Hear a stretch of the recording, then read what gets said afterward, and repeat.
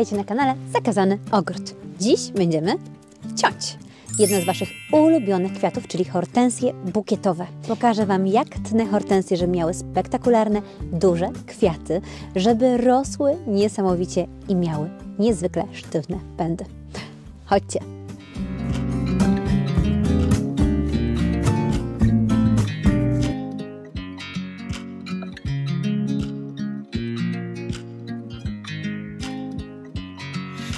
Watch you as you dry. Do you know I'm looking? And I can't help but smile. Do you know how much I love you? You put my favorite song on. I put my feet up. And we just sing along. And I can't help but feel it. Czy to jest pogoda do cięcia hortensji? Czy to jest pora roku do cięcia hortensji?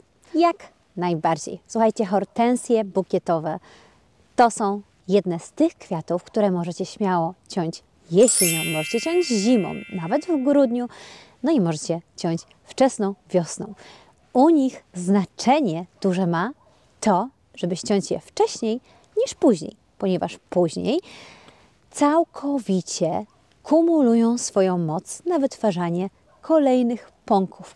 Więc jeżeli nie zrobimy odpowiednio wcześnie cięcia, to właśnie pąki, które tutaj wyrastają, będą nam bardziej powstawać, a roślina niepotrzebnie będzie tracić energię właśnie na nie, zamiast iść w tą energię, która pozwoli wytworzyć bardzo długie pędy i sztywne pędy. Jeżeli macie pogodę taką jak dziś, możecie śmiało zabrać się za cięcie. Jaka to pogoda? Przede wszystkim jest sucho. Przede wszystkim nie ma opadów śniegu czy deszczu w najbliższym czasie i przede wszystkim jesteśmy trochę na plusie. Dziś pokażę Wam cięcie chyba jednej z najpopularniejszych odmian hortensji, czyli Limelight. Te dwie hortensje sadziłam tutaj jesienią 2023 roku. Można więc powiedzieć, że teraz będzie mieć swój kolejny show. Zobaczcie teraz na te obrazy z wakacji. To była hortensja, która była pierwszy sezon w ogrodzie, ale była hortensją, którą tnę nisko i którą tnę właśnie tak, żeby z czasem puszczała coraz większe pędy. Hortensja Limelight jest bardzo lubianą odmianą hortensji bukietowych i wcale się nie dziwię. Po pierwsze, ma naprawdę sztywne pędy już od początku wzrostu. Po drugie, wyrasta na fajną wysokość, bo ona dorasta tak do około 1,50 m, 1,80 m. Wiele osób podaje, że nawet potrafi dorastać do 3 metrów. Natomiast ja jeszcze nie spotkałam takiego okazu, więc zawsze podaję Wam tą informację, że to jest bliżej 1,80 m. Natomiast oprócz tego, że jest taka fajna, bezobsługowa, piękna, to ma też niesamowicie elektryzujący kolor limonki, który niesamowicie komponuje się z fioletem, z różem, no praktycznie z każdym kolorem w ogrodzie, dodając takiej fajnej, soczystej energii. Jeśli dobrze się przypatrzycie moim hortensjom, to zobaczycie ich pierwsze cięcia, które tutaj były wykonywane.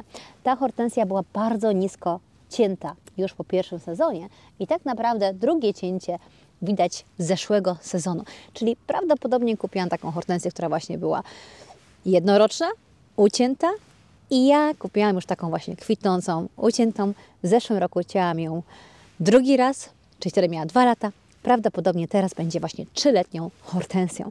To możecie ocenić po jej piętrach praktycznie uciętych właśnie pędów, które rosną coraz grubsze i coraz fajniejsze. Przy hortensjach tak naprawdę, żeby utrzymać ich świetny pokrój i bardzo długie pędy, zobaczcie, to jest pęd, który wyrósł w ciągu 1 roku, tak naprawdę tniemy je bardzo nisko. Warto trzymać się tu zasad niskiego cięcia, bo to niskie cięcie pozwoli wytworzyć jej naprawdę świetne, mocne pędy i iść właśnie z energią w wytwarzanie tych pędów. No dobra, chociaż wielokrotnie mówiłam na tym kanale o tak zwanych oczkach, to dzisiaj Wam pokażę, co te oczka oznaczają. Zobaczcie, tutaj bardzo fajnie te oczka widać na tej hortensji. Powiedziałabym nawet, że ona już je trochę tak za bardzo puściła. Mimo tego, że mamy tutaj luty, to oczka tutaj są. Ale nie są jeszcze jakoś bardzo nabrzmiałe, więc nie wpłynie to zbytnio na tą roślinę. Oczka tak naprawdę to są właśnie miejsca, z których wyrastają pędy. Tu są oczka jedne, drugie, trzecie. I to jest tak naprawdę na całym pędzie duża ilość oczek. Jeżeli chcemy pobudzić roślinę do tego, żeby ona puściła z tych oczek kolejne pędy, to musimy ją nisko ściąć. Jeżeli puści kolejne pędy i te kolejne pędy nam zakwitną, w kolejnym roku te pędy również ścinamy, nie ruszamy już tych starych pędów, chyba że chcemy odmładzać tą hortensję. Natomiast nie ruszamy tych starych pędów, tylko kolejne znowu tniemy. I tym samym hortensja buduje taką mocną, stabilną podstawę, ma piękne, długie pędy, no i fantastycznie nam kwitnie. Teraz przypatrzcie się tutaj na tą podstawę. Tak naprawdę hortensję najlepiej ciąć za pierwszym bądź drugim oczkiem. I im młodsza, tym za mniejszym oczkiem tniemy. Czyli jeżeli mamy młodą hortensję, zawsze trzymajmy się tego, żeby ciąć za pierwszym oczkiem. Jeżeli mamy troszkę starszą, trzymajmy się bardziej tego, żeby ciąć za drugim oczkiem. Możecie też przy starszych hortensjach ciąć ją za trzecim oczkiem, ale bawiąc się już wtedy w kształtowanie tej hortensji. Ja mam taką hortensję w ogrodzie, jest to hortensja Vanilla Fraise i ją troszeczkę kształtuję pod taki bardziej, powiedziałabym, wyższy krzew. W związku z czym w pewnym momencie zaczęłam robić u niej cięcia za trzecim oczkiem, ale też czasami robię to tak, że na przykład jedna gałąź bardziej mi pasuje, żeby szła za trzecim oczkiem, druga za drugim oczkiem i trochę się tym bawię. Mam nadzieję, że Wy też tak zaczniecie się bawić. Cięcia hortensji bukietowych w ogóle nie musicie się bać. Jest to naprawdę niezwykła rzecz i będę chciała Wam najpierw pokazać właśnie to cięcie na tym pędzie, bo na nim bardzo fajnie widać właśnie te piętra, które tutaj są zrobione. Zobaczycie też tu, że na tym pędzie tutaj cięłam tak naprawdę za pierwszym oczkiem, a później ten pęd, który w zeszłym roku cięłam, ucięłam za drugim oczkiem. Tym razem również będę cięła za drugim oczkiem. Jest jedna ważna zasada. Pędy tniemy te, które są grubości ołówka, bądź grubsze niż ołówek, a wszystko, co cieńsze, po prostu wycinamy. Nie przejmujcie się, jeżeli macie młodą hortensję i ma bardzo mało pędów i większość to jest takich właśnie cieńszych niż ołówek. Możecie śmiało je wyciąć, bądź maksymalnie przyciąć za pierwszym oczkiem, jeżeli naprawdę już jest tak, że nie macie już co tam po prostu wycinać. To właśnie sprawi, że ta hortensja się wzmocni i że puści więcej także grubych pędów. Zobaczcie, to mam taki pęd, który jest tak naprawdę cieńszy niż ołówek, ten drugi również i tak naprawdę to nie będzie mi ładnie wpływać na hortensję, więc ja ten pęd wycinam cały, natomiast tuż pod tym pędem przepięknie rośnie mi właśnie dosyć długi pęd. Pierwsze oczko, drugie oczko i go przycinamy, ponieważ on naprawdę jest fajnie gruby, ja go spokojnie przetnę za drugim oczkiem, ze względu na to, że on już ma siłę utrzymać naprawdę fajne pędy. Gdyby był troszkę jednak cieńszy, na pewno trzymamy się zasady pierwszego oczka. Kolejne pędy, które tu mamy, są naprawdę mikropędy. Zobaczcie, ja je tutaj wytnę całkiem.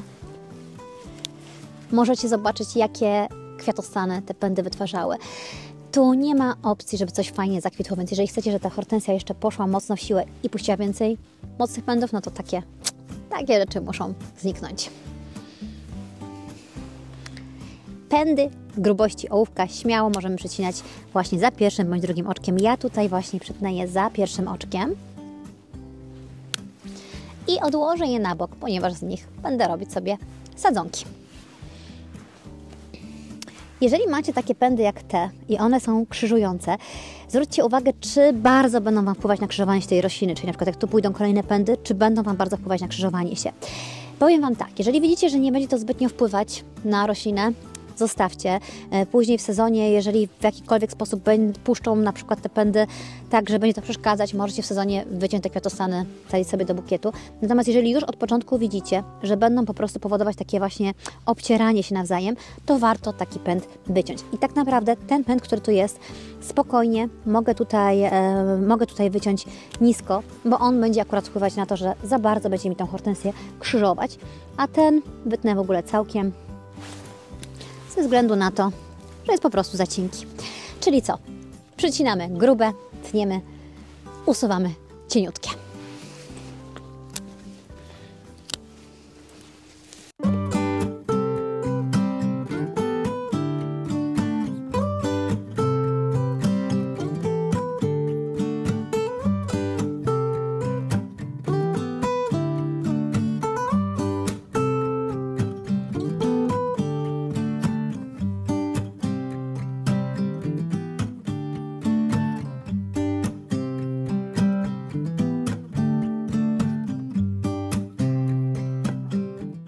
Moja hortensja już przycięta.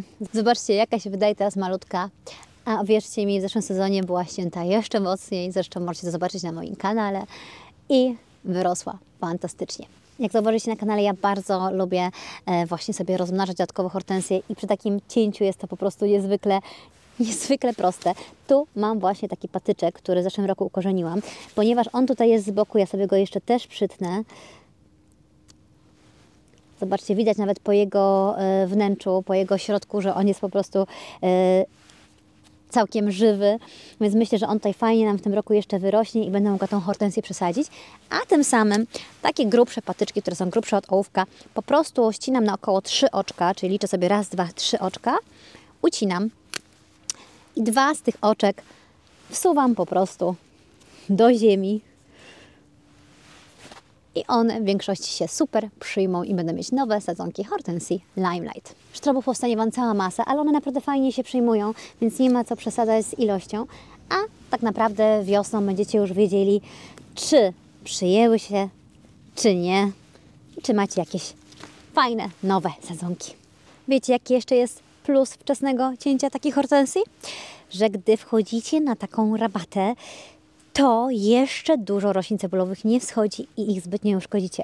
Ja tu już powolutku widzę, zaczynają mi to wschodzić, tulipany, co mnie niesamowicie cieszy, ale tym bardziej właśnie takie rabaty, na których macie jeszcze rośliny cebulowe, warto sobie wcześniej zacząć uprzątywać, bo naprawdę później może być z tym problem. Jeżeli oglądacie mój kanał, to macie także odcinki z zeszłego roku. One są jak najbardziej aktualne. One są o różnych odmianach hortensji, które tnę. Pokazują także hortensje młodsze, starsze, różne triki, różne sposoby. Dlatego koniecznie Was zachęcam. Subskrybujcie ten kanał i zapraszam na starsze odcinki również.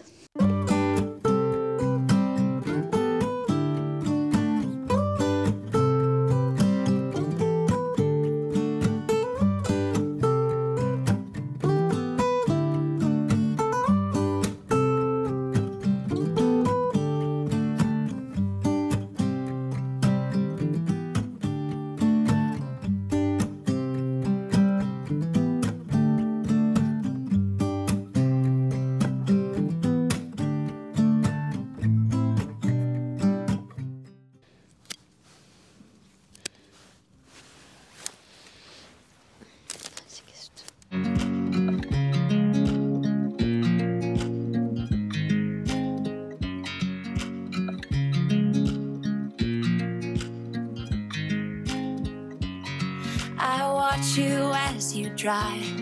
Do you know I'm looking? And I can't help but smile. Do you know how much I love you? You put my favorite song on, I put my feet up, and we just sing along. And I can't help but feel it.